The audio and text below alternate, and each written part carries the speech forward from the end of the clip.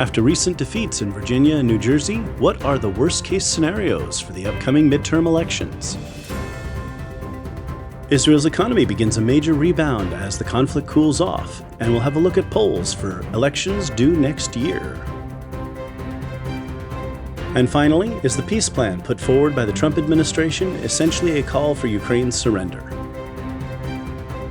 You're listening to Mensch-Kight Geopolitics.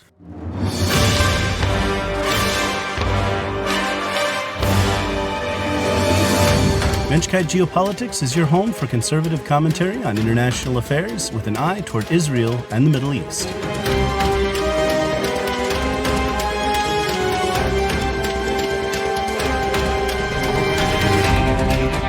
I'm your host, Isaac Kight, your lovable bondsman, your gregarious Vulcan, your mad genius, your shadow president, and your prophet of things to come.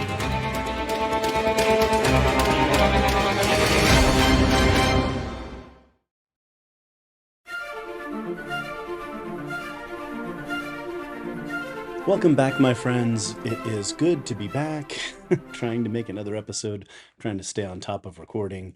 My book is coming along, for those who've asked. I just wrote a humdinger on term limits, and whew, it's a lot of stuff. I'm enjoying it. Of course, I'm a more data-driven person, so that you'll get some real facts, some good information on the Constitution when I finally publish it, or rather the latter amendments, 11 through 17, the amendments that were proposed and not ratified, and all of the different ideas that Congress has had for amendments since then. In any case, that's going well. It's just, it's a lot of work, my friends. It really is. Anyhow, back to recording. So many things going on. It's just, it's a lot. I want to keep these episodes coming, but I also, like I said, trying to keep them down to about an hour. The 2-hour episodes really, it's a lot of content, but there's sometimes important things to talk about. I've got a couple of good things today to start off with before I even get into geopolitics, my friends. I have stuff to geek out about. So, we have, as I've mentioned, that I am reading Suetonius, the translation of Suetonius by Tom Holland. I have said, Tom Holland to me, in my world, is a famous British historian, not an actor. So don't mistake the two. One of them is somebody worthy of note, and the other one is just some guy who played Spider-Man. Anyway, when geeks, we have different heroes, don't we? Anyway, in Suetonius, there's a reference, and I'd read this before, but it had kind of like flown over my head, or it hadn't really occurred to me. But there's a reference to Emperor Claudius having expelled certain Jews from Rome. And we know this wasn't an empire-wide thing. Josephus, in his book on the Antiquities, notes that Claudius confirmed Jewish rights and rights of Jewish practice throughout the empire. So it's not that Claudius was persecuting the Jews, right? But what's going on here, right? There's something going on in Rome, apparently. It seems to be something localized there. And the phrasing is kind of interesting. So apparently there was some kind of agitation going on, as it says in the Latin, as Suetonius wrote, that the problem was there were people making trouble, as he says, impulsore Christo. Now, for those of you who are my Greek scholars, you're already ahead of me. Slow down. Take a deep breath. Let me get through this. Impulsore, like at the instigation of, the cause of that kind of thing. But Christo is not a Latin word. And those of you, again, so my Greek scholars out there already know that that's a Latinization of Christo, or from the word Christos, which means divine or holy, which is the origin of the English word Christ. So what he's saying here is there were a group of Jews in Rome who were making trouble, instigations on behalf of Christos, and that those people were expelled. So we're not talking about any of the 50,000 odd Jews who lived at that time in Rome, most of them in the Trans-Tiberium. Um, but we're talking about the those who had brought Jesus's message, Yeshua, from the Holy Land, right?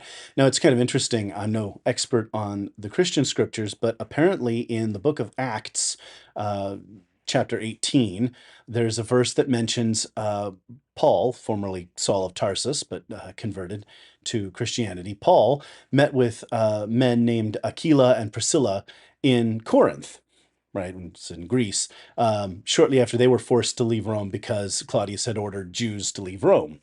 Well, it's not Jews to leave Rome. It seems that he has, in this case, gotten rid of the Christians, those who are agitating for Jesus. Now, what's really interesting here, so Suetonius doesn't really give a time frame for this.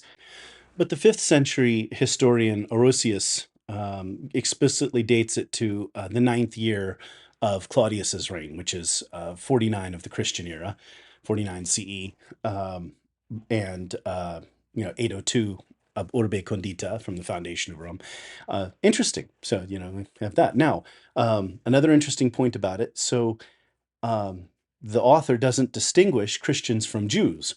They're all part of the same group. Well, Suetonius is writing about events in 49 CE, but Suetonius is writing this from the time of Emperor Hadrian in the 130s. So in those years later, he still doesn't make a distinction, right? So we know that in the early to mid 2nd century of the CE, that they still didn't distinguish Jews and Christians from one another.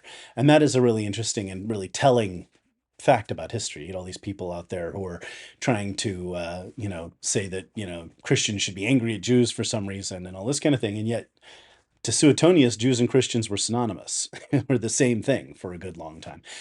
When I read that, I had to geek out about it. I did a little bit more research into it and thought you guys would appreciate just an interesting, historical note, because the Roman history there.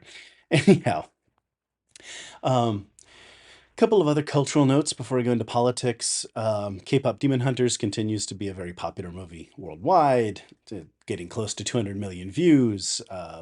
Golden, the main song from that, has over 1 billion views and listens on Spotify.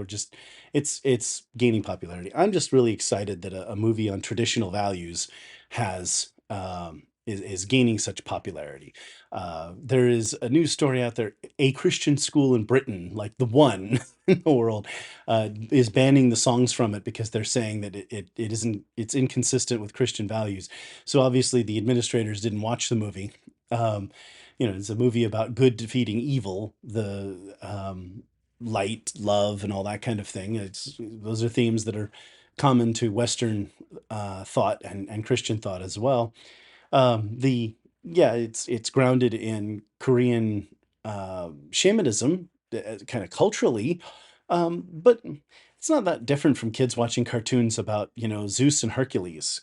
In fact, the Disney Hercules movie I found much more offensive because it used gospel music, which is a form of worship and praise for a good number of Christians, to talk about Zeus and Titans and all this kind of nonsense. I'm not a Christian, I'm just a Yid, okay, but I found that more offensive.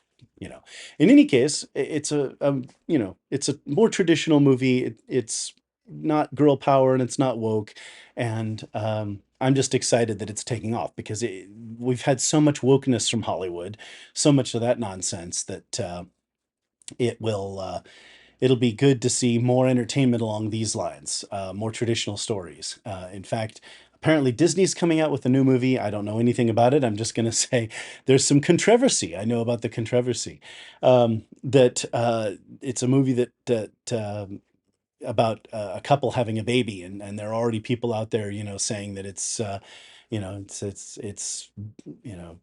conservative, and it's all about misogyny and patriarchy and all this kind of nonsense. And it's like, Walt Disney founded Disney Corporation for children. like making children's entertainment. Yes, adults liked it too, some, Mickey Mouse and what have you, but, children's entertainment, children's theme park, places for kids to have fun, right? That was the whole point, was this sort of kid-focused entertainment.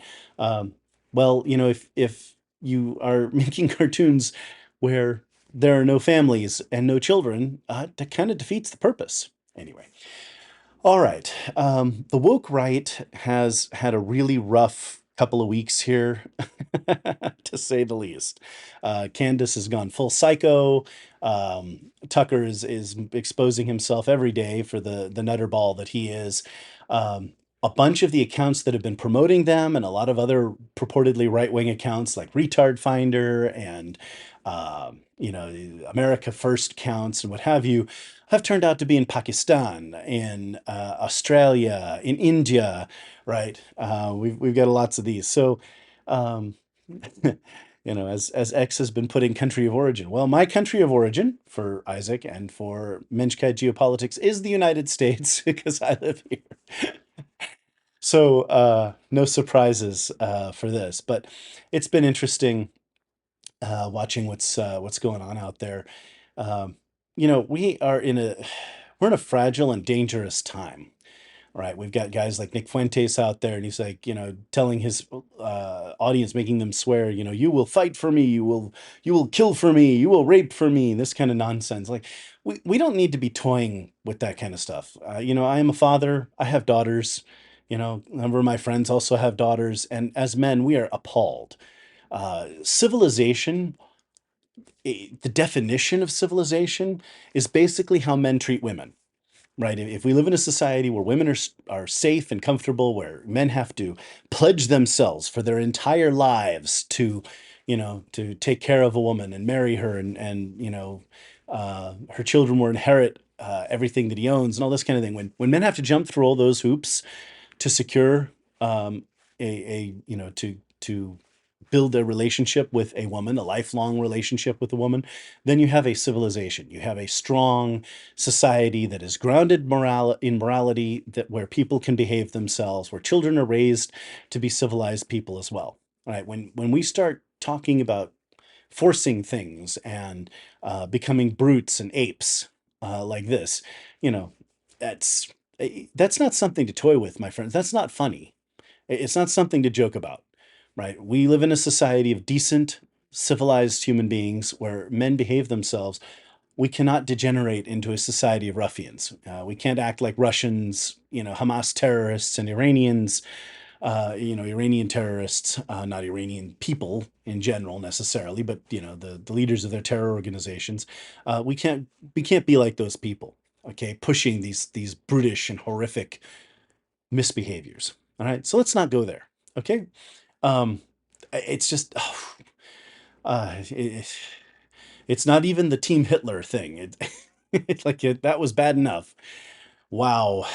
Um, when psychopaths go full nutterball, I don't know, my friends, I don't know, but these people are losers. And the thing is that's sort of comic about it is we have a lot of young men in Gen Z. We have a whole name for the incels, the involuntarily celibate, incels out there. And so these guys are talking to these loser men, who are not getting any and that kind of thing. And it's like, what I would say to those guys, is be a man.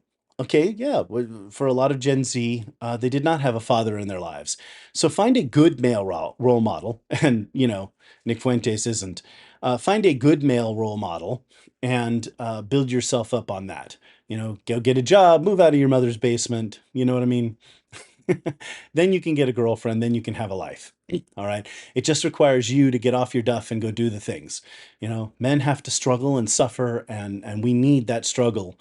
It defines us as who we are. That's where the testosterone comes from. The it's not, you push for that extra push up, running that extra little distance, physically, right? That's just an example of it. But, pushing yourself to get that extra thing, to achieve something for yourself, even if it's just going to work every day and struggling through a work day. And, work's not easy. Believe me, my friends, I know. Sometimes I work 75, 80-hour weeks, and that's not that abnormal for me. So, you work. and you accomplish things anyway.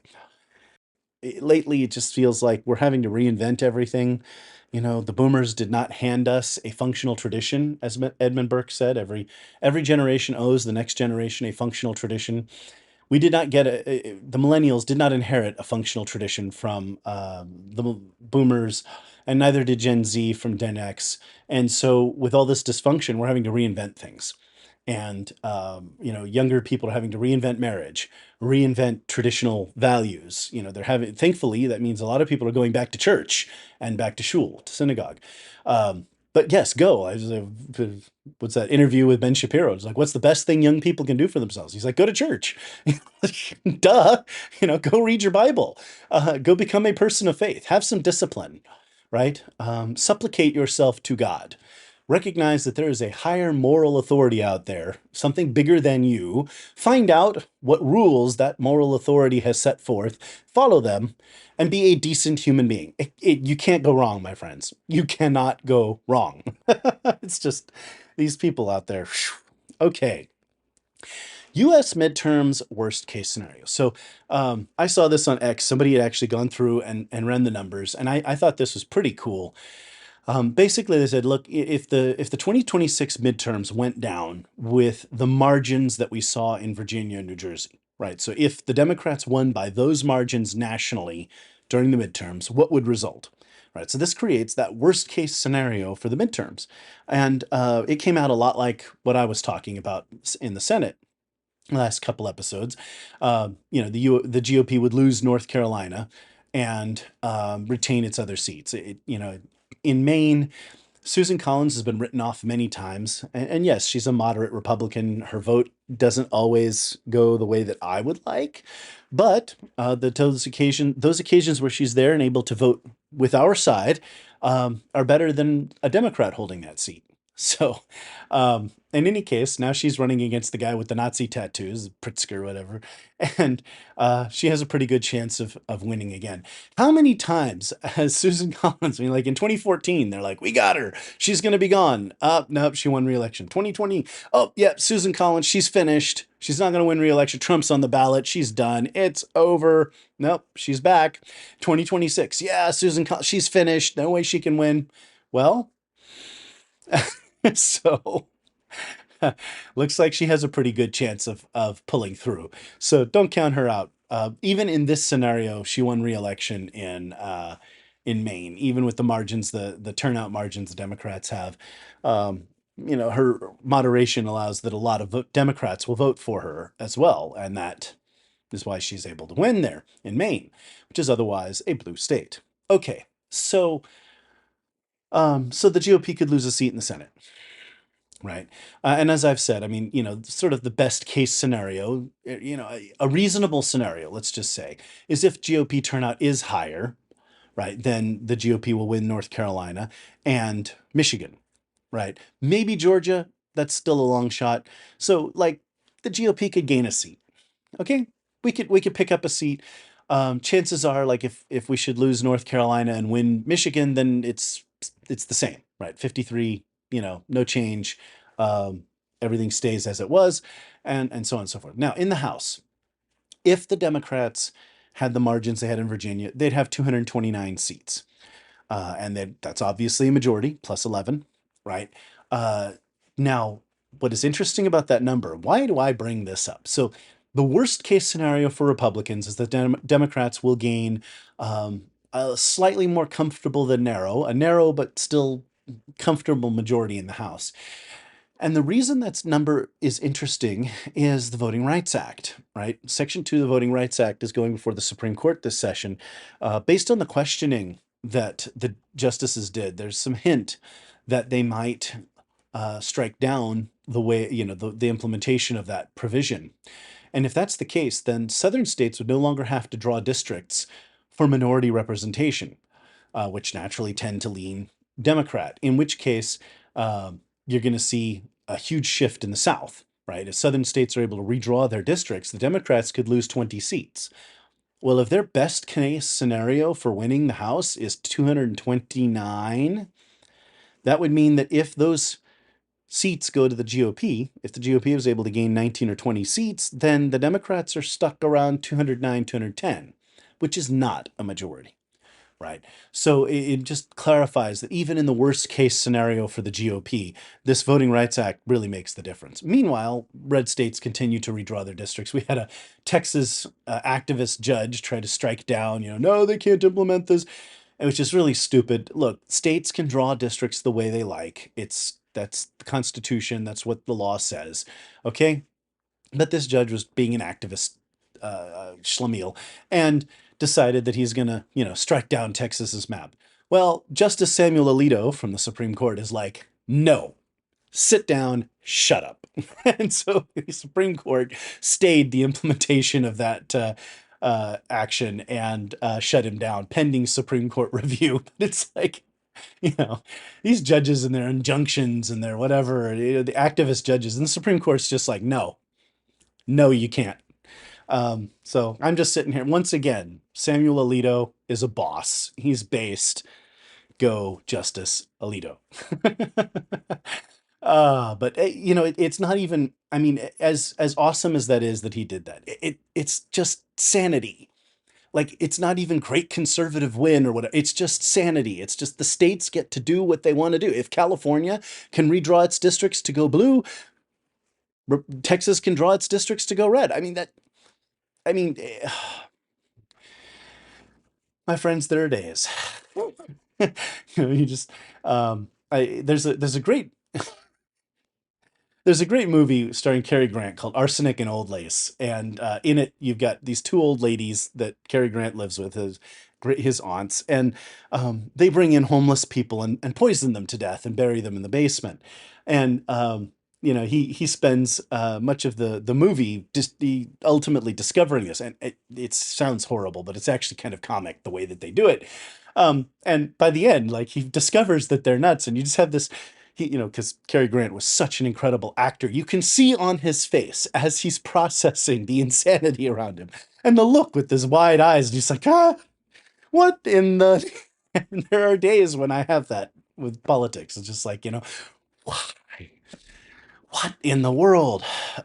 All right. The economy. Scott Bessent's been going around. I'm a big Scott Bessent fan. He's doing a great job managing the economy, but also hitting all of the news shows, MSLSD. And he was on Meet the Press recently, and he smacked them down about inflation rates and this kind of stuff. And he made a very fair point. He's like, if you want to lower your inflation, move from a blue state to a red state, because inflation is half a point higher in blue states than it is in red states. So if you're concerned about inflation, then move from California to Texas, because Texas has a lower inflation rate.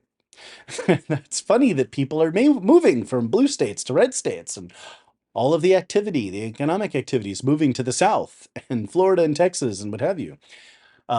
Just, when you get here, I moved to Kansas myself from California. Please don't bring your voting patterns. Okay. Don't California my Texas. All right. Don't New York my Kansas. Just, vote the way the rest of us do, please.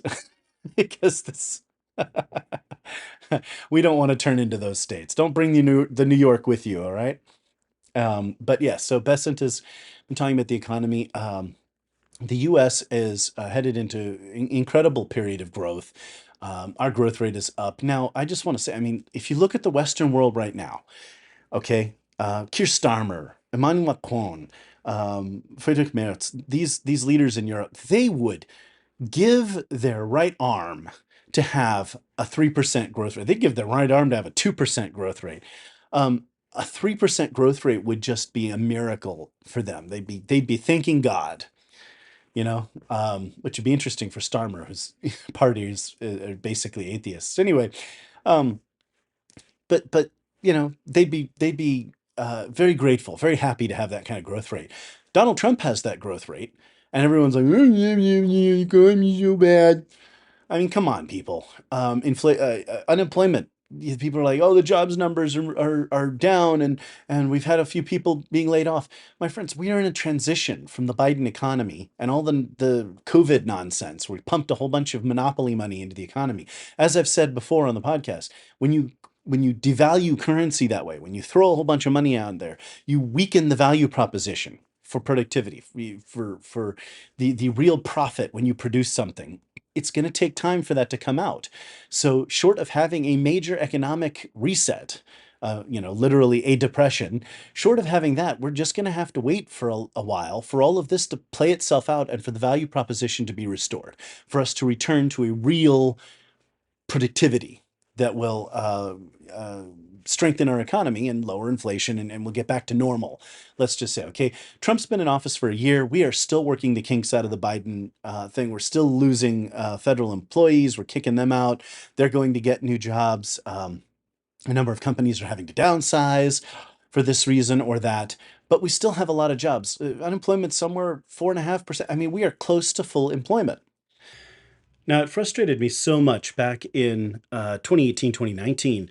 We were at 4% unemployment. That's kind of the ideal unemployment rate. You don't want it to be too low. You don't want it to be too high, right? That's called full employment in economic terms.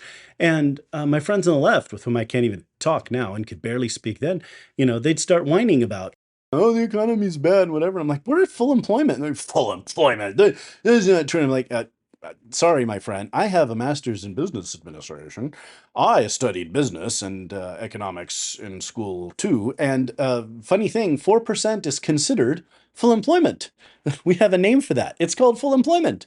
You can't, that's just how it is. You can't get to full employment. Well, we don't have full employment. No. Yeah, unemployment's at 4%. Oh, but the economy's horrible, really. I mean, come on, people. Um, Give credit where credit is due. Look, if Joe Biden had been able to do this to the economy and we had full employment and things were going gangbusters, I would have had to admit, however grudgingly, that worked. Funny thing, it didn't happen that way. And the reason is that their policies can't produce those kinds of results, whereas Trump's can. Deregulation, lowering taxes, and more importantly, the most important thing to any business owner, the forecast, right? Going forward, we can expect that taxes will remain low, that regulations will continue to decline, right? If when Obamacare passed back in 2010, it seriously impaired the economy because business owners did not know what kinds of costs were coming, right? They were afraid of what would happen next. And so they were playing their cards close to the vest. They were holding their money. They weren't investing in growth. They were trying to play it safe, right? Because they didn't know what regulatory burdens would be coming next. Well, now we have a confidence, a fair confidence, the next few years that we're not going to have major regulatory burdens. So, they have faith and they have confidence so we can grow. Anyway, the economy is growing. We are doing just fine. We can do better, and we will, but we are transitioning out of the Biden economy. My hope is just that the Fed does the right thing and cuts rates. There was talk that they weren't going to cut rates, and then the employment numbers were down, and then we're not going to get a Bureau of Labor Statistics is not going to produce a jobs report for November. They're going to produce one for December. Come on, people! Things are just kind of getting ridiculous here. At this point, we need a half point cut. We need a 50 basis point cut. That will help with the banking situation and deal with the bank crisis. As I've talked about, $600 billion in unrealized losses for the banks, 2/3 of which is with local banks, right? Increasing liquidity will, in the markets, will help those institutions recover. And growing the economy, getting people jobs will, reduce the likelihood of mortgage defaults and loan defaults, and that will strengthen the financial situation. So you burn the candle from both ends to address the problem until the problem goes away. It will in time. All right. However, the argument's been made.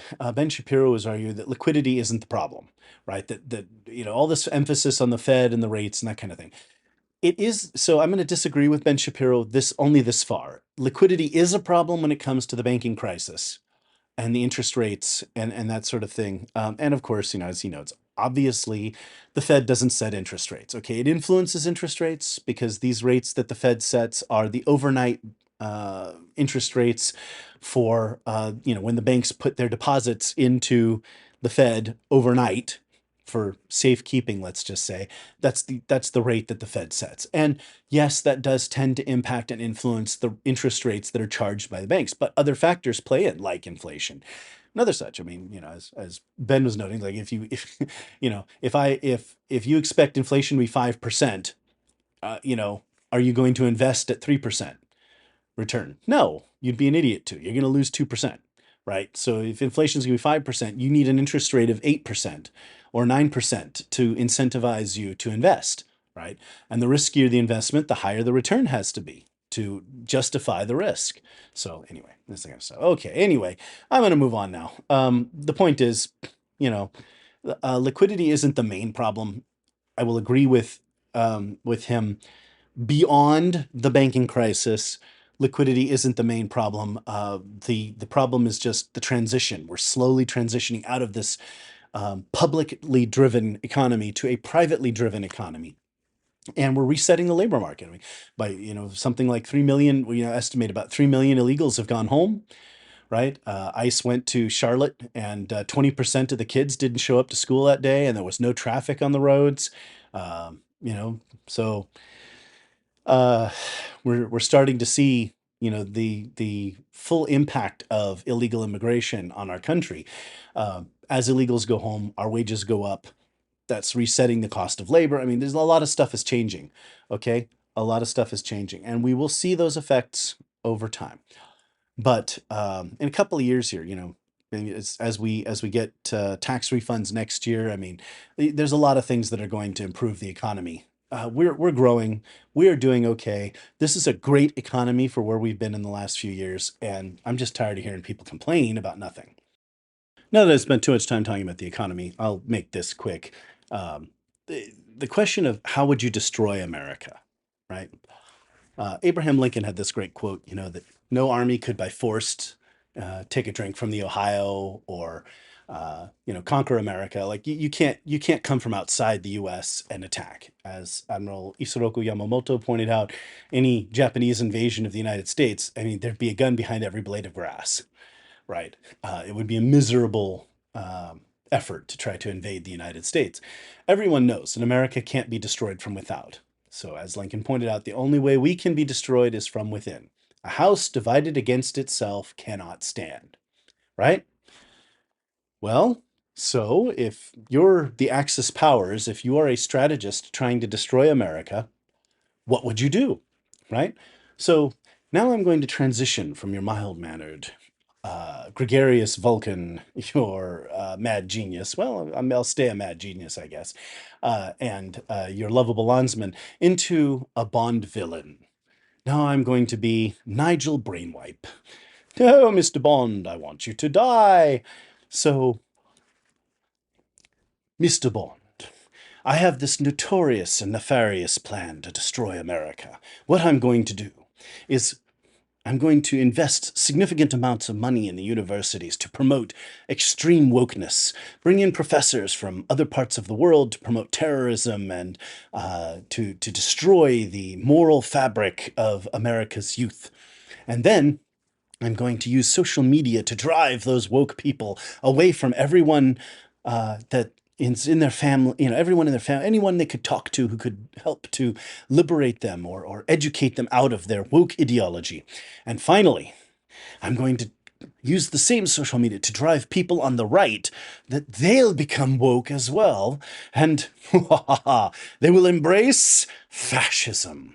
So, with communists on the left and fascists on the right, I will drive the Americans to a red-brown election, and they will destroy themselves. And Mr. Bond, there's nothing you can do to stop me. So, off to the Shark Tank it is with you, Mr. Bond, and you'll just have to leave my girlfriend alone. You see? All right, so if you wanted to destroy America, that would be the strategy. Funny thing, China, Qatar, all these countries investing so much in our universities. All these professors coming from Egypt and all these places spreading terrorism in America and corrupting our youth. All this social media, TikTok and whatever, driving the young people to greater radicalism and you know uh, separating them from their families, right? Estranging them from those who could give them a different opinion so that they don't have to hear an opposing opinion, right? Because it's offensive. It makes me cry when somebody says there's no such thing as trans people. So That's how you would do that. Okay, and then you would turn the right into, the Nick Fuenteses and the Tucker Carlsons and the Candace Owens, and, use your social media bots to promote them so that Americans become a bunch of Nazis. The American right become not. I'm telling you, my friends, if the left, if the Axis powers with their influence on our system could create a truly red-brown election, right, where we have communists on the left, communists to the left of them, the fascists to the right, that would destroy America.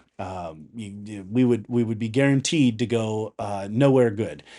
In the 1933 election, January 1933, lots of people talk about how Hitler got elected, democracy could be corrupted by fascism. The political system had utterly failed. Germany had been a dictatorship for, 5 or 6 years at that particular point. And they have this election, right? It was a stupid time. They're in the middle of an economic depression. Everything is miserable. And Hitler's Nazi party, the National Socialist Workers' Party, gained 37% of the vote, and the Communists 14. All right. 51% of Germans in 1933 voted against democracy. That's what a red-brown election looks like. Okay. And it's extremely dangerous. So we saw what happened in Germany there. And God forbid if the communists had come to power.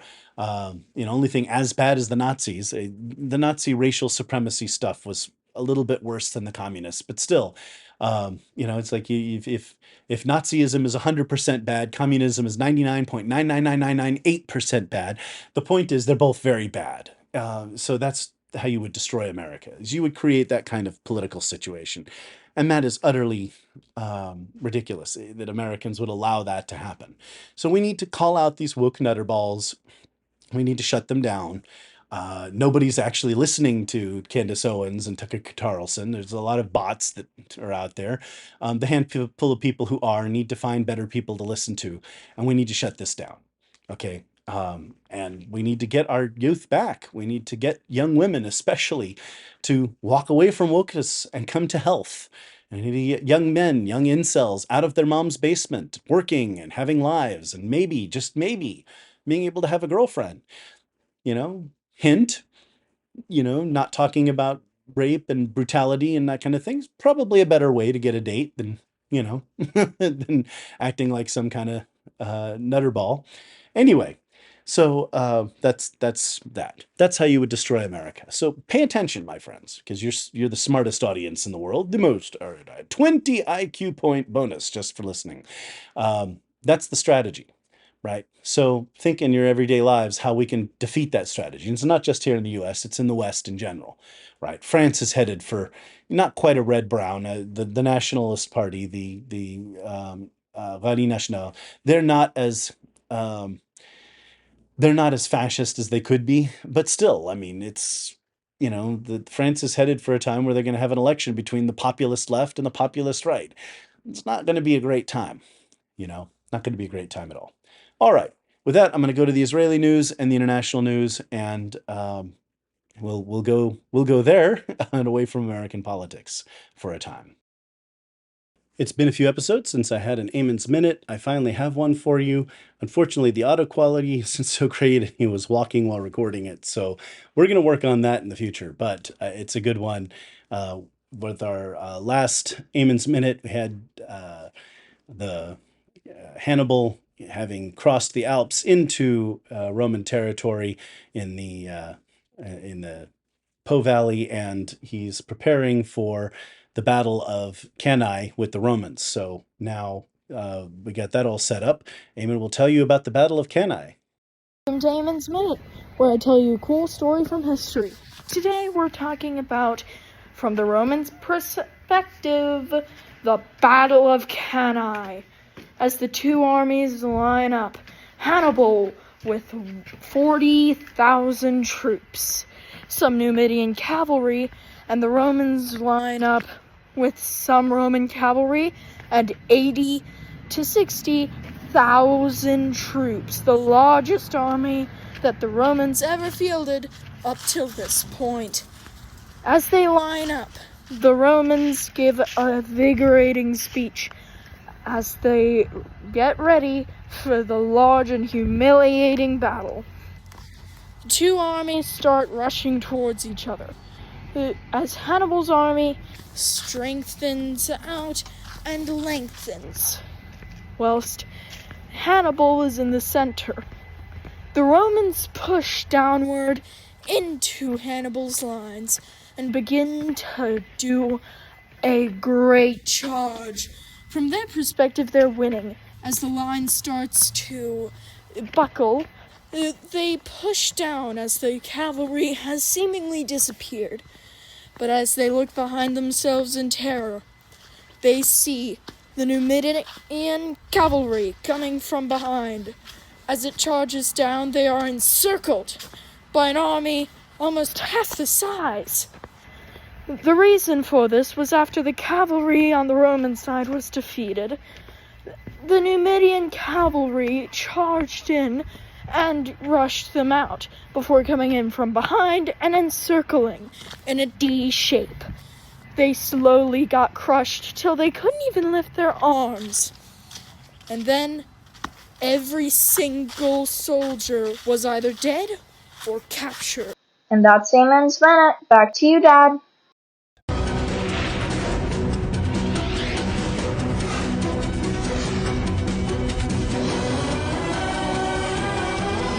You're listening to Mensch-Kight Geopolitics with Isaac Kite. Or as the internet trolls say, mouthpiece of the Zionist conspiracy, spokesman for the elders of Zion, highly paid propagandist of the Mossad. Yeah, no. Now you're messing with the son of a mensch. Now on to the Israeli news. We have a lot of stories coming out. More ceasefire violations. I mean, if I went into those in any kind of detail, I could spend a whole 2-3 hour episode just talking about these stupid things. Terrorists crossing the yellow line to attack Israeli forces, they get whacked, and then they go cry about how Israel's killing Palestinians, innocent, terrorists who are coming to kill Israeli forces, who are trying to maintain peace and order in the region. Anyway, Israel has been bombing the snot out of Hamas and Hezbollah.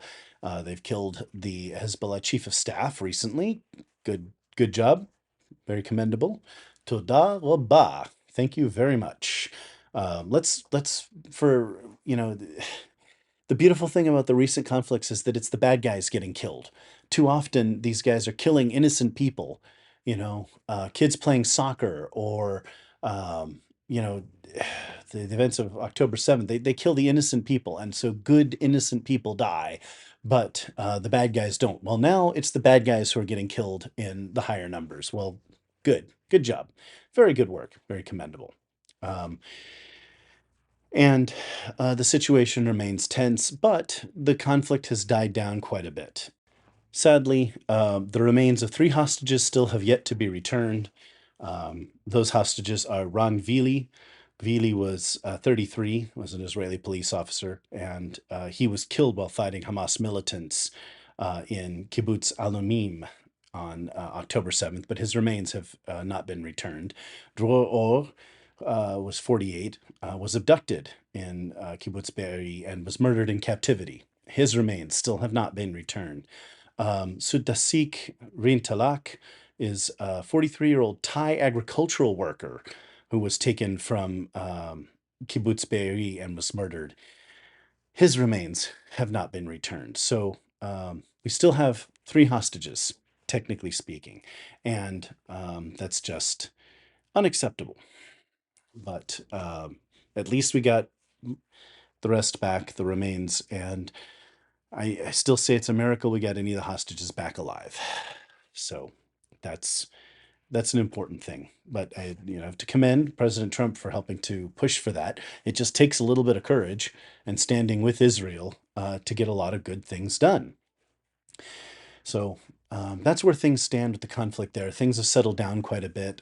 Al-Shara's been going around, the new president of Syria, making friends and whining and dining everyone and acting very Western and upright, even though, in his country, minorities are still being murdered.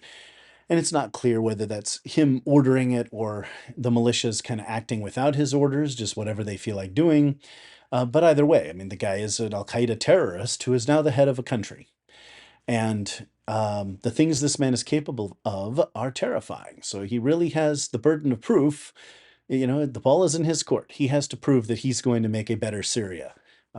But I'm not fond of the idea of the way that he's just being welcomed in and wined and dined. I think he'd be somebody to keep kind of at arm's length, and slowly, as he demonstrates the willingness to be civilized and maintain the rule of law in Syria, we might consider and contemplate lifting sanctions or slowly integrating Syria back into the world. Syria's leaders have always been, in modern times, pretty horrific people. Hafiz al-Assad, Bashar al-Assad, and now al-Sharaa, right? So they're not good people. But I don't know. I'm still a little skeptical about that. However, at least for now, the situation for Israel along the Golan is fairly quiet. Bibi and a number of top ministers recently visited Syria. They were in the Druze zone, in the buffer zone, in Syria, and there was great pictures. Bibi has courage. He'll go to make a visit to there, and obviously they were in and out quickly, and there was great security, and they were wearing body armor and all that. But it's still a great thing. That's quite a thing. All right. I have talked about Israeli politics a lot on this show in the past 4 years. This is episode 152 already. And I've been talking about Israeli politics since the beginning. That was the main sort of point of the show. So let's have some more Israeli politics. Little updates on the polls. So elections are due this coming year. So like I've said, by the end of 2026, there has to be an election. Now, depending on where things are economically and what have you, Bibi could call that election in the late spring, in the late summer, or in the autumn, and as late as December. Like he could hold it off as long as possible if he wanted to. All right, so let's talk about some polls. Let's look at what the opinion polling in Israel is saying now. Now, how many times have I said take polls with a grain of salt? And I did many times. Like I said, there are things that are misleading in them. We thought turnout in New Jersey and Virginia was higher for the GOP than expected, and that was a sign that things could be different there, that maybe there was a chance to win. Sadly, there was not. The Dems turned out everybody, and of course, lots of mail-in votes, no voter ID, that helps too. In any case, in Israel, though, of course, because it's a proportional system, it gives you a ballpark idea sometimes. But today's example is an example of why even that fails us sometimes. And that's why I wanted to talk about these in particular. All right, so, where should we start? Well, Filber did a poll that was published on Channel 14. Channel 14 is a right-wing poll, right-wing television channel in Israel. So let's go with that first. Okay, that has Likud at 35 seats out of 120. Remember that in Israel, because it's a proportional system, people vote for parties. The parties receive seats based on the number of votes they receive, right? So their proportion of votes would earn them 35 seats. Their coalition, the four parties in their coalition, there were three in the last election, but two of them split up and are running separately. They have religious Zionists just clearing the threshold, right? You have to clear the minimum threshold in order to get into parliament. That means you have to get 3.25%. And so they have them just clearing the threshold with 4 seats, right? Otzma Yehudit, so religious Zionism is Bezalel Smotrich's party. Otzma Yehudit, which is Itamar Ben-Gvir, the far-right candidate, the one that worries a lot of Israelis. His party is getting 7 seats in this poll. Shas, which is the Sephardic ultra-Orthodox party, 11 seats. UTJ, United Torah Judaism, they're getting 9 seats in this poll. And that all told puts the government at 66 seats, which is a majority. So the Channel 14 poll, funny thing, right-wing channel, right-wing majority. That's what their poll says, okay? And on theirs, the left, you have Yisro B'Teinu, which is sort of a secular, it started off as representing center-right secular Russian immigrants, and it's become kind of a secular center-right protest party now, led by Avigdor Lieberman, and a lot of people who are just they're upset with the religious establishment and that kind of thing, but they don't want to vote left will vote for this party. But Lieberman's been with the anti-Bibi crowd, so even though he was a longtime Bibi ally, but whatever, you know. Anyway, so again, in this poll, he has 9 seats. The Democrats have 11. The Democrats are the combination of Labor and Meretz, the protest party, Vigor, Meretz, joined with Labor, and they're calling themselves the Democrats. Well, good for them. Anyway, they're at 11, so that's the traditional kind of democratic socialist left. And then they have Naftali Bennett's party at 12, which is an interesting thing. Note that. Yashar, which is the name that's been given to Gadi Eisenkot's party. I told you a couple episodes back that Eisenkot had left Blue and White with Benny Gantz and formed his own party, and it's called Yashar. Now, Yashar, because Hebrew is interesting this way, means straight, but it can also mean like upright or honest, but like direct. Like, we're straightforward. We're the honest party, right? Not here to uh, you know, not here to play games, I guess you could say. All right. So they have Yashar at 5, Ra'am, the Arab nationalist party that joined, kind of, sort of supported the change bloc back when Bennett and Lapid were running the government. Briefly, the brief interregnum between Bibi's terms. They are at 5, and Hadash Ta'al, which is Hadash is like basically the Arab Communist Party, and Ta'al is an Arab national. Those are the anti-Israel Arab parties. They're at 6. Once again, Israel is such an apartheid state, and we hate the Arabs so much. We're so horrible to them that they have, members of the Knesset who oppose the existence of Israel. Because we're so bad. All right. So that's the right-wing poll.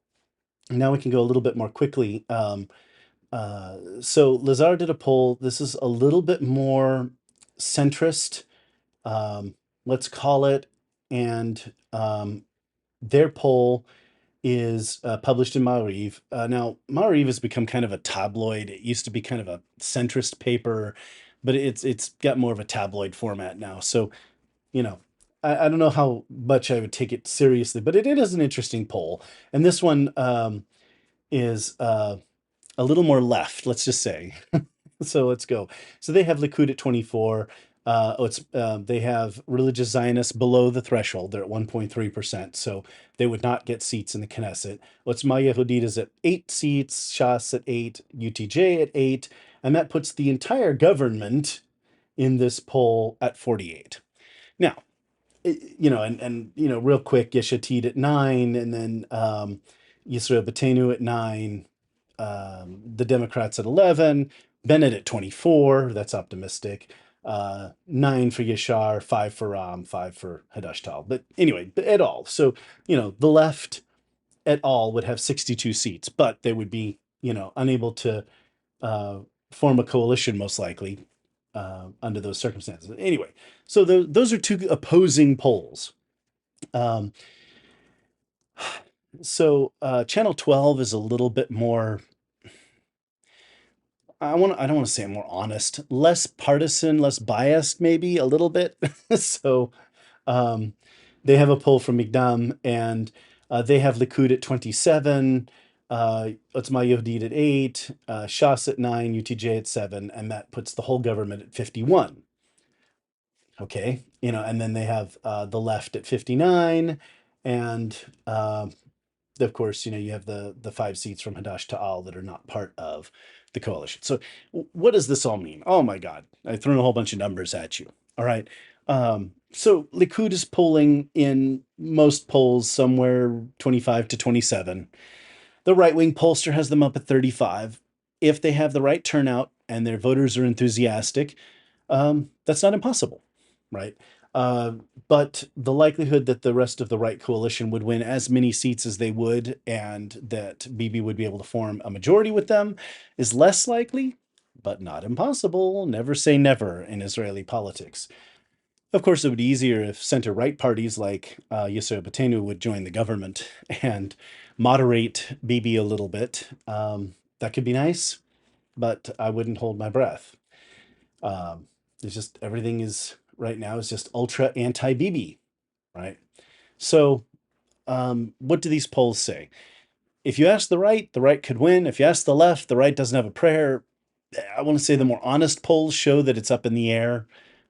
What's funny is that the most likely scenario is a hung parliament, is no coalition, right?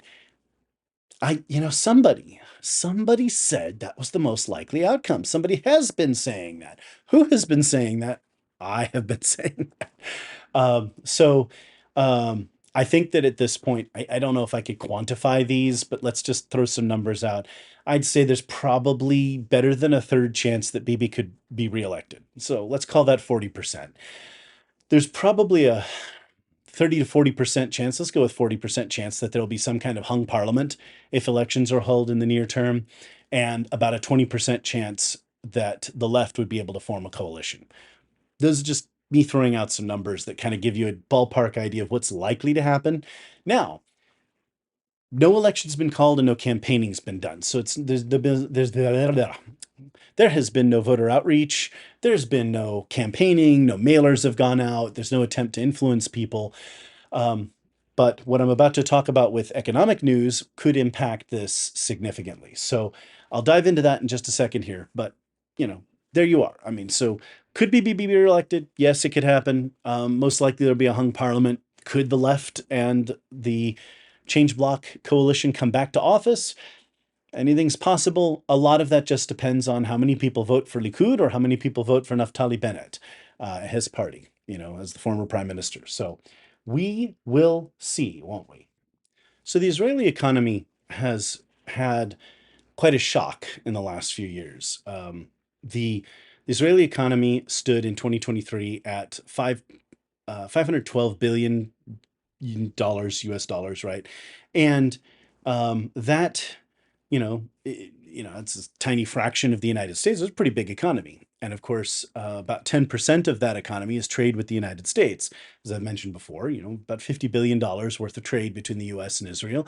And the tax revenue off of that is more than the $4 billion that we send to Israel in terms of military aid. Again, most of that money, more than 2/3 of it, is spent in the United States buying our weapons from our manufacturers, creating American jobs, right? So it's the same thing as if we were making that equipment for our own military, just Israel gets to use it. Okay, so we have the Israeli kind of about $512 billion in 2023. It took a 2.5-point hit from the war. Basically, from October on, a lot of people left, a lot of capital flight. Everyone was kind of scared at what happened. Israel was under attack from Gaza. They were under attack from Hezbollah. And Iran was looming out there. The Houthis started hitting Israel. So Israel was very much under attack. Things didn't look so good. Obviously, by 2024, it was pretty clear that Israel was winning in Gaza. We had Hezbollah kind of handled, and then came the pager attacks, which eliminated Hezbollah leadership. So things started looking better. The second half of 2024 looked a lot better. So Israel's economy grew 5.5% in real terms to $540 billion in 2024. Now, in 2025, this is what's big for Bibi and could impact politics and could impact a lot of things. So since 2024, right? So in 2024, they did all of that. They got Hezbollah, and then there were the battles with Iran, right? And ultimately the 12-day war. And Israel was able to devastate Iran. They've been able to hit the Houthis. Hezbollah is, whacked and under thumb. Hamas is in desperate condition. Israel has clearly bested its enemies. And now the situation there is much more secure. So money is coming back. Capital is returning. Israel is projected to end 2025 with an economy about $610 billion. That's a 12.9% real GDP increase year over year. That is massive. I mean, I can't even tell you. I mean, obviously, I want to say it's artificial. A 5% growth rate would be great for Israel in any normal year. Okay, but because their economy has been held back by the war, and many factors are obviously when your workers go to fight, you're not able to be as productive as a company. Capital flight means that you don't have the money to start new projects, these kinds of things. There's been a lot of, but there's been a lot of that. So there have been a lot of things that kind of hold the economy back. And obviously, Israel's had to increase spending on defense, including in their own country, which means that the government's been buying weapons and this kind of stuff. So civilian productivity has been redirected to military purposes. A lot of that's decreasing now, and everyone's going, a lot of companies are going back to civilian production, civilian activities, and capital's returning. So that's huge. And obviously, a lot of the workers are able to go home now and go back to work doing their civilian jobs. So, I mean, you're looking at that. Most of that growth is quarter four. It's this last quarter. Since the ceasefire, things have come back for Israel. So when you get a lot of people who are like, no ceasefire, look, I don't like the ceasefire, and you don't like the ceasefire. We don't like that the bad guys win, that they don't get completely destroyed. I get that, okay? We want to finish them. But at the same time, we got our last living hostages back, and we've got the remains of all but three of our hostages back. This is important stuff, right? And it's good optics, right? Israel agreed to the ceasefire. Hamas is trying to violate the ceasefire. Even with the international propaganda and all of that, it still looks better for Israel. But look at the economic results. Oh my God. So Israel's economy, that means, will have grown nearly 20%. I mean, we're talking about 512 billion in 2023 to 610 billion in 2025. In 2 years, that's huge. Okay, that's like an average annual growth of like 10%. So Israel is definitely recovered. As that capital comes back into the economy, as the growth starts to pick up in the first half of the coming year, Israelis will get back to work, things will get kind of back to normal, things will get back to hum and drum, and the political situation will even out. Will it change drastically from where it is now? Probably not. You're probably not going to see some huge uptick for Bibi in the polls or any kind of huge downtick. The polls are going to be like I've said. The right-wing polls are going to say that the right can win. The left-wing polls are going to say that the right has no prayer, and other polls are going to say that it's a hung parliament. There'll be no government, no result, basically. So we'll see. But this is huge, and seeing Israel's economy recover like this is just incredible. This is the power of Zionism. This is the power of the Jewish state. This is the incredible ability of Israelis to work and produce and innovate and create in a tiny little desert country that 150 years ago was a backwater. There weren't even any wheeled carts when Theodor Herzl went to the land when the Ottomans ruled there. The forests had all been cut down to rebuild the Ottoman fleet after the Spanish bested them. The place was it was a desert, mosquito infested swamps, and Jews moved back there and started growing fruit and turning land into agricultural land and getting rid of the mosquitoes and draining the swamps and building cities like Tel Aviv and building a nation ultimately and replanting the forests. If you go to Google Maps, you can go look on there. You can see the green line. You can see where Israelis live and where Israelis don't live because there are trees. It's green, right? The trees are growing again. This is incredible. This is what they've been able to build. So all the people that are talking about, well, Israel's going to have to pay for this more. They're going to lose ultimately. And Israel is strong and in good shape. All right. Last topic. So I've talked a little bit about the aid. Back in the 90s, Bibi Netanyahu became prime minister in 1996, in the years after Yitzhak Rabin's assassination. Terrible event that was. And I remember it was quite a shock to the Israeli system. Bibi was considered the most right-wing prime minister that Israel had ever had. I mean, I don't know how that compares with Menachem Begin. He had beaten Begin's son to lead the party. Yitzhak Shamir had been pretty right-wing, but, not, and then people didn't perceive him, I guess, as being. I think mostly it was just that Rabin had been in office and there were all the peace efforts, and then it looked like Bibi wasn't going to pursue those. And yeah, he pursued a stronger policy of strength and deterrence against the terrorists. In any case, Bibi came to office, and he went to the U.S. to negotiate over aid, and he's like, "Look, you're sending us economic aid and healthcare aid and all these kinds of aids." He's like, "Look, Israel is prosperous. Israel doesn't need any of this stuff. What we need is military aid. What we need help with is defending our country, right?" And so we got rid of all the other kinds of aids and switched it over to military aid only. And the Israeli economy has grown, and it has contributed incredibly to the U.S. economy. Like I said, 47% of American agriculture uses drip irrigation technology invented in Israel. We've reclaimed deserts here, just like they've done in the Negev, to grow food, right? Turn desert into arable land, like the Israelis have. So all that stuff. Anyway, so Bibi arranged that. There's been talk now. Bibi has mentioned this, and there's talk of weaning our way off of that. Even if that aid were simply reduced but not eliminated, Israel just can't rely on it as much as it has, because future presidents, certainly future Democrat presidents, but even future potentially Republican presidents, could use that as leverage to try to force the Israeli government to sacrifice its security in a given situation. So weaning Israel off of that is something that's being talked about. The main issue here is, so Israel buys uniforms, guns, and military equipment from the U.S., and that's all great. The F-35 fighter is the Adir. The F-35I is a great thing for Israel. The Israelis flying it and testing it, as Brian Macbeth has noted, and a number of other podcasters. Israel has saved the United States $100 billion in F-35 development, because by flying the plane, pushing it so hard, testing its limits, they've given back data to Lockheed Martin and the United States that we can use to improve the F-35, that we would have had to operate them ourselves to gain that. We'd have had to go out there and run them really hard on our aircraft carriers, or run them really hard for the Air Force and the Marine Corps in order to gather that data. Well, Israel gathered it for us in the 12-day war. So $100 billion they just saved the United States.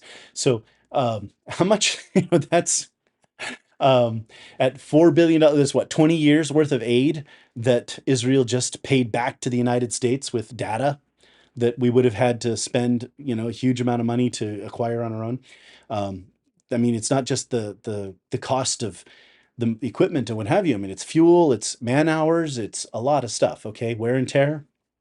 Well, anyway, so the Israelis, however, want to develop their own defense industry. It's been noted for years. Israel has all the technology to build its own aircraft, but they really don't.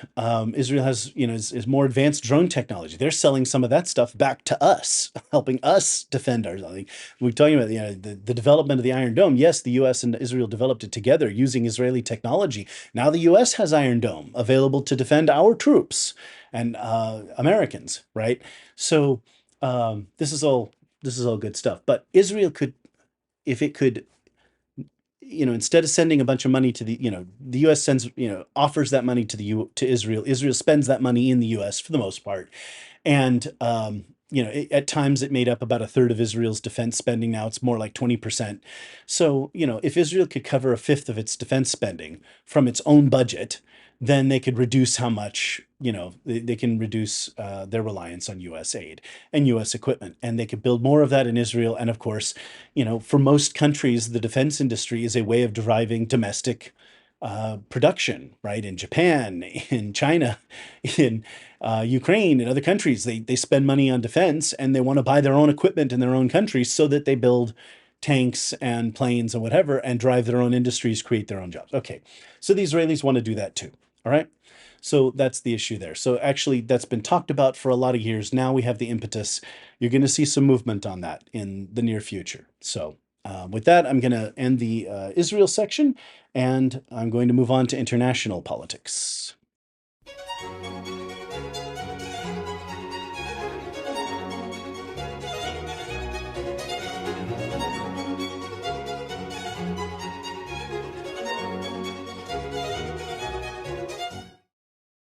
In the international section, I'm going to start off today with the great news, and that is in Chile, the Milei effect, the domino effect of free market libertarian policies in South America, along with the Monroe Doctrine, our effort to reassert American dominance in the Americas, is all paying off. Now we have Cast winning in Chile. Looks like he's in a runoff with the far left candidate. just, I mean, this is a great opportunity to get a far better leader in Chile. Chile's had, like a lot of South American countries, a lot of left-wing presidents. In fact, the conservatives won a majority in Congress for the first time ever. It's amazing. So things are changing in South America. Obviously, the president is turning the heat up on Venezuela, U.S. military forces moving out there. My hope is that the Venezuela military, because, there are a lot of, you know, poor dumb guys out there who are just, they're just soldiers doing their job who are going to get whacked if the US does attack Venezuela. Maybe the army could just kind of get rid of the president and put the legitimate president in power. That would be helpful, right? Just get rid of this guy. Maduro's been kind of losing his mind a little bit. He's got some kind of a video where he's dancing around and singing and whatever, and it's weird. Anyway, point is, pressure on the narco terror state in Venezuela to come around. Slowly but surely, things are improving in the Americas, and that is good news. Now, the bad news. In Nigeria, over 200 girls were taken from a Christian school in Nigeria. More of this violence and the murder of Christians in Nigeria. This has got to stop. Something has to be done here. The Nigerian government needs to reassert control over Boko Haram and over the state of Plateau and the region that they're having these problems with. I mean, just this is asinine. And obviously, there's no media attention because no Jews, no news. I mean, anti Semites, through one degree or another, can assert that, it's the Jews because they always do. But the fact is, there's, it's just something stupid. It's Islam, it's whatever. It has nothing to do with the Jews. And therefore, since we can't be blamed for it, it doesn't get any media attention. So, prayers for those girls. Oh my God. And may they be delivered safely and unharmed, back to freedom to their parents and what have you. And may the evil men who took them be punished. So hopefully moral justice will prevail there. My only remaining issue, my friends, and this is one of some disappointment. Once again, there's a peace initiative for Ukraine, and once again, the administration seems to be taking mostly the Russian side. Now, there's a tale of two proposals here, tale of two cities. It's the best of times, it was the worst of times. Well, indeed. With the Russian economy weak, with Ukraine hitting Russia hard, the Russians are starting to get a little bit desperate. Maybe they might be willing to make peace, but we would want that peace to be equitable and to be one that ensures there won't be another war. So more on that in a second. So there was a 28-point peace plan, and from what we heard, Senator Mike Rounds reported that in a conversation with Secretary of State Marco Rubio, he heard that the leaked 28-point document was a Russian draft that had been translated. And that is not the final U.S. proposal and that there will be a different one. Already we're hearing that the U.S. has shaved the number down to 19 and that negotiations are ongoing. Zelensky is talking with American leaders. The American military leaders are speaking with Ukrainian military leaders. There is some negotiation going on. Now, first of all, I don't like the idea that we go negotiate with the Russians and then bring it to Europe and the Ukrainians. However, what's done is done. That's how they're doing things. Okay. I mean, I don't like the process. I would take the very different tack here. As you know, my friends, I would take the pro-Ukrainian approach, and I would say, we're going to do whatever we can to help Ukraine, and that we demand Russia withdraw from all of Ukrainian territory to the 1991-1992 borders, including Crimea. And then if Russia were willing to, to call a ceasefire, we might consider freezing things along the current lines on a temporary basis. And obviously, there are no conditions that are going to be placed on Ukraine in my world. If Ukraine wants to join NATO, that's up to NATO. If Ukraine has disputed territory, however, that's not really something that NATO can handle, right? I mean, so that wouldn't be an ideal candidate for NATO membership. Even under this deal, the proposal, they're saying that Ukraine could pursue EU membership. However, The Russian proposal involves things like reinstating the Russian Orthodox Church. The Russian Orthodox Church is run by the Russian government. It has been since the Soviets took over.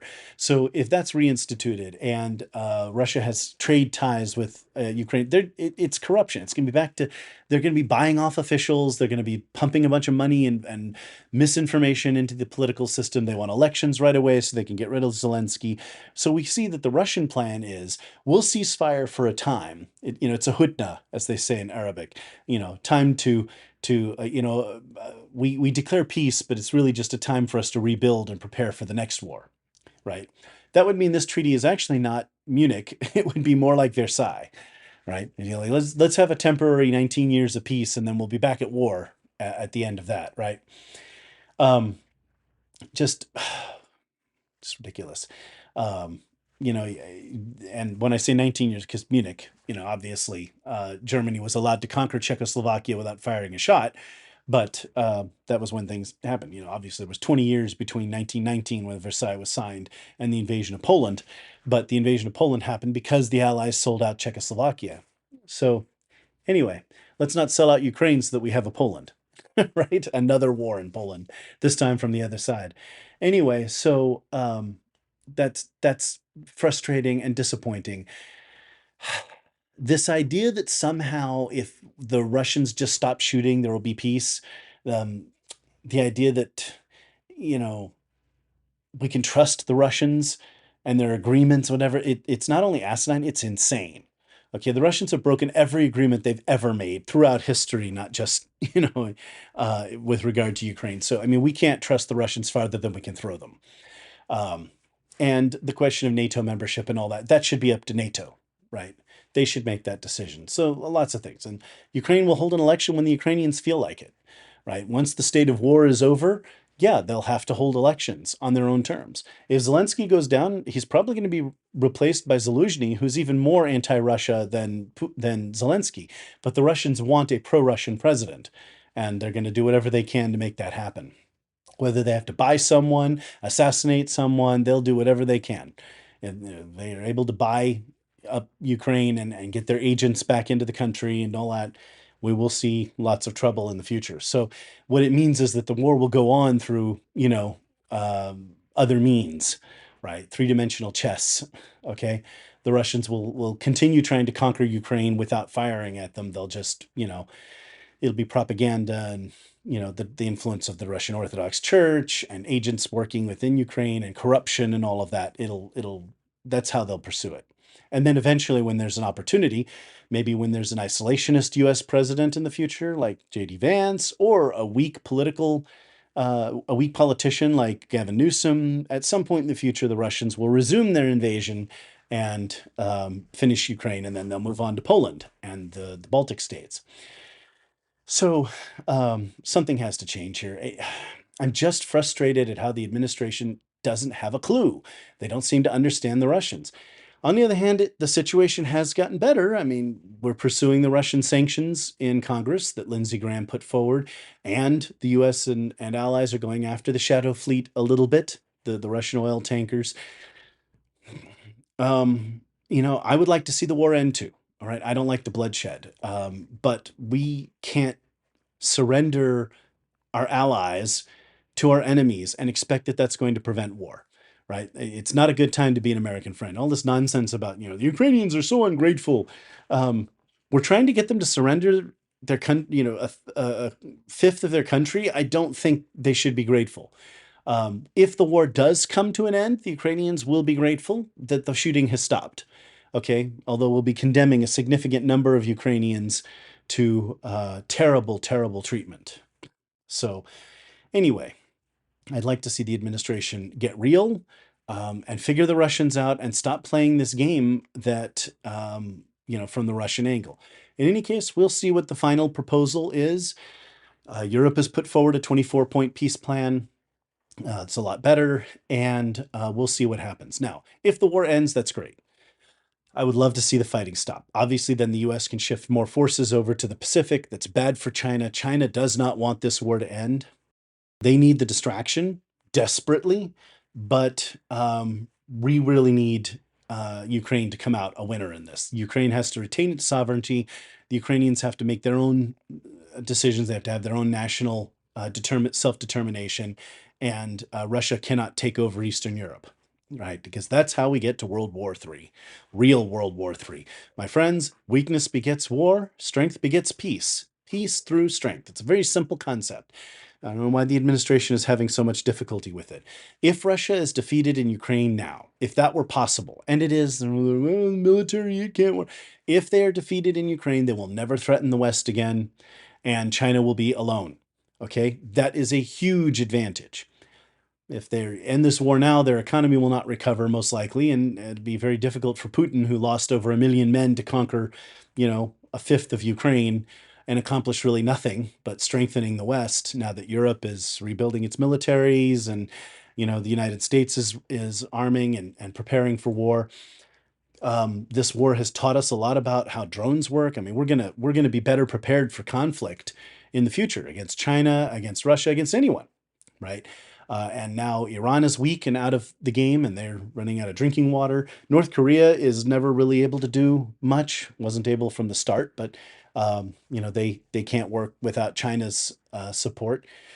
So that means China's alone if Russia goes down. I think that's the better strategic goal. That's what I'd be pursuing, unless Russia were willing to have a real ceasefire. And Vladimir Putin can call a ceasefire anytime. If he stops shooting, the Ukrainians will have to stop shooting, and the war will stop where it is, right? Meanwhile, the Russians are surging forward, trying to gather whatever territory they can at the last minute. But they've been unable to take Pokrovsk. So uh, this just it goes on and on. I hope for peace. I hope for a peace that is fair and advantageous to our allies and disadvantageous to our enemies. And that's the way things should go. All this stuff about amnestying for war crimes or whatever. The Russians have committed a number of terrible war crimes, and no, they shouldn't have an amnesty for that. And all this talk about well, America could do business with Russia. Russia doesn't have anything we want. They have no people to extract rare earth minerals or potash. Their population is going to halve by 2050. Russia is dead and dying. Let them die. There's no money to be made there, right? I mean, if you want to extract minerals from Russia, you're going to have to send Americans there to extract them, because there aren't going to be any Russians to do the job. Okay. So anyway, the Russian economic situation is abysmal. Anyway, so I don't want to knock the administration too hard, but I mean, this is kind of silly the way they're approaching things. I hope it works, because I always hope for an end to war, and it would be great to be able to shift our attention back to the Pacific, where it rightly belongs. But we still have to be cautious, and we have to keep an eye on the Axis powers, and we have to keep them contained. The idea that countries can expand their borders by force is not a good one. Xi Jinping is watching, and I mean, the message we're giving him by doing the negotiations this way is that if he can take Taiwan, we'll let him keep it. That's a very dangerous message to be sending to him. Okay? We don't want them to have that message. Anyway, on that somber note, another episode done. Please like the podcast, rate the podcast. That will help other people see it. I never say these things. Like I said, I need to promote the podcast. And if you have any questions, InsideIsraelNews@gmail is still available. ik@mkgeopolitics.com. That's also another email you can use to reach the show. And I will look forward to hearing from you guys, and we'll see what happens in the next little bit here. Hopefully the administration will come out with a decent proposal. I think the Russians are going to end up rejecting it again, and I think the war is going to go on. And the goal here for the Russians is to get to a place where they put a deal forward that America supports, where Ukraine would not, so that it looks like Ukraine is prolonging the war. And that's what's President Trump's rhetoric has been leaning toward, and that's what I find frustrating, is playing into Russian propaganda and playing into Russian narratives. This administration has done that from the start, especially J.D. Vance, and it's extremely disappointing. So I'm kind of excited to hear that Ted Cruz is considering another run for president. I really would like to see a president I can trust to support America's allies, and who can condemn people like Nick Fuentes and not perseverate and this kind of thing. JD Vance has been a little bit slow to, even though, these guys are insulting his wife, he's been slow to call them out and attack them. And that's been really disappointing. I mean, I'm sorry. Like, if a man can't defend his wife, let people insult his wife's race. I mean, come on, JD. You can do better than that. Call these people out, call them what they are, and stop spreading Russian narratives. Because, I'm beginning to question whether I could trust him on Israel or support for Taiwan or what have you. Isolationism is a problem because, we know from the 1940s, eventually the problems that we think are not our problem over in the world, in Europe, in East Asia, they will come to our borders. They will come to us if we leave them fester long enough. Okay, let's not go there. Anyway, with that, I will say as always, goodbye, lehitrot. Writers of the history, stand with me. Look into my eyes and see. People go away but never say goodbye. Someone stole the moon tonight, took my light. Everything is black and white. Who's the fool who told you boys don't cry? Hours and hours and flowers. Life is no game for the cowards. Why? The time goes by. Every day I'm losing my mind, holding on in this mysterious ride, dancing in the storm. We got nothing to hide. Take me home and leave the world behind. Baby, promise me that never again. I'm still wet from this October rain. October rain.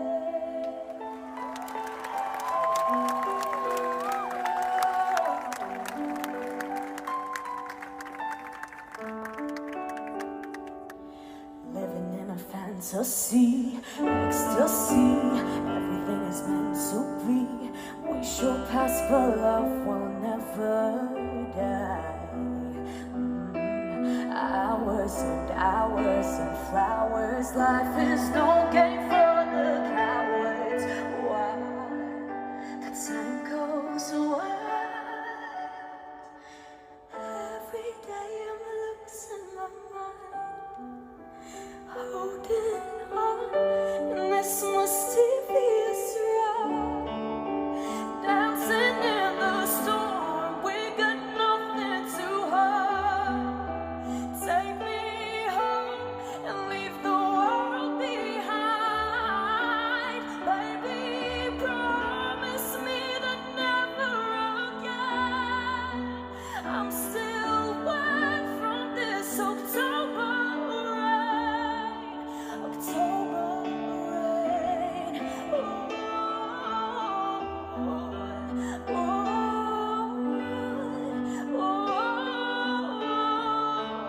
October rain.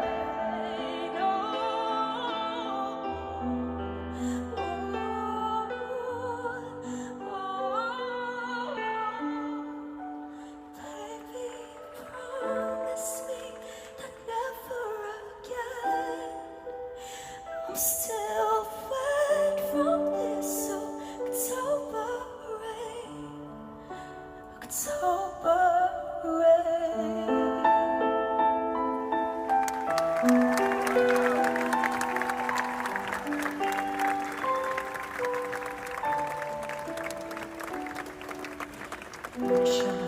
אין שום, אין מקום, אין אותי מיום ליום. כולם ילדים טובים אחד אחד.